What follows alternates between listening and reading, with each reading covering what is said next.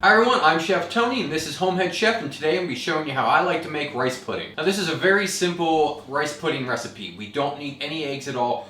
A few ingredients which I'm pretty sure you have inside your cabinet, so let's step up to the cutting board and see what we need. For this recipe we are going to need a half a cup of rice. Now you can use any rice that you want.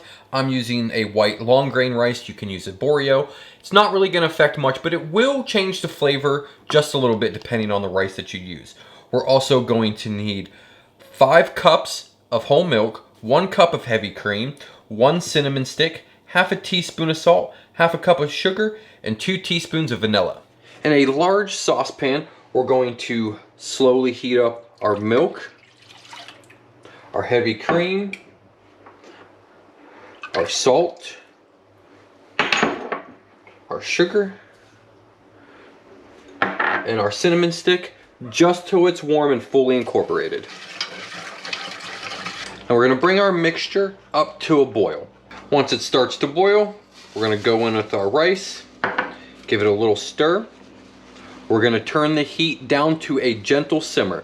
Now each stove is different, so I don't know what setting that's going to be for you, but we're going to turn it down to a gentle simmer. For me, that's about 2.5 to 3. We're going to let this cook for about 50 to 60 minutes and stirring it occasionally. That's what we're looking for right there, is the consistency of like a yogurt. Now we're going to turn off the heat, pull out our cinnamon stick, set this aside, add in our vanilla, stir this in. Now we're going to set this aside and let it cool for about 30 minutes or so. And then if you like to eat it warm, you can eat it right away. You can add in raisins, top it with more cinnamon. I like to eat it cold, like a traditional type of pudding. So after we let it cool at room temp for about 30 minutes, we're going to place it in the fridge and let it cool further. But once it's done cooling, I'll show you guys how to plate it up. Our rice pudding has thoroughly cooled in the fridge. Perfect consistency. We have our little dish here we're going to serve it in. Now you can serve this right out of the pot in a container. You can serve it up, make it look pretty for all your guests, or just eat it by the spoonful. Really doesn't matter.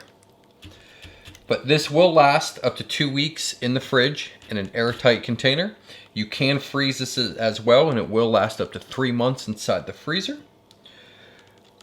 Plate a nice healthy portion of it. We're going to just dust it with a little bit of cinnamon, just for color. Let's see if it will actually come out. Just like that. Perfect. Let's get a taste. All right, let's get a bite. Perfect consistency. Sticks to the spoon. That's so good. Kind of warms the soul. It's very creamy. And substituting 1 cup of heavy cream instead of milk allows it to be creamier.